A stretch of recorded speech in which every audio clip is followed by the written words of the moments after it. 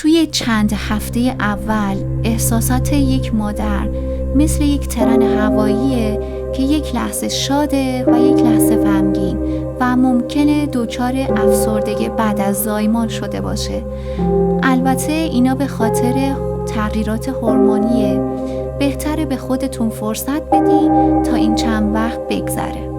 حدوداً 1.5 ماه پس از زایمان ممکنه که این علائم شدتش بیشتر بشه و یا حتی توی نگهداری از فرزندتون به مشکل بر بخورید.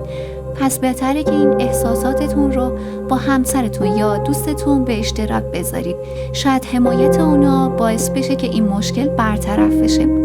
ولی اگر نه، احساساتتون بدتر شده و علاقه به زندگی کردن نداری، میتونید به پزشک روانشناس مراجعه کنید. مامان عزیز، یادت نره توی یوتیوب و اینستاگرام پیج ما رو دنبال کن تا هم غذاهای جدید یاد بگیری و هم یاد بگیری که چطور بتونی با فرزندت ارتباط برقرار کنی.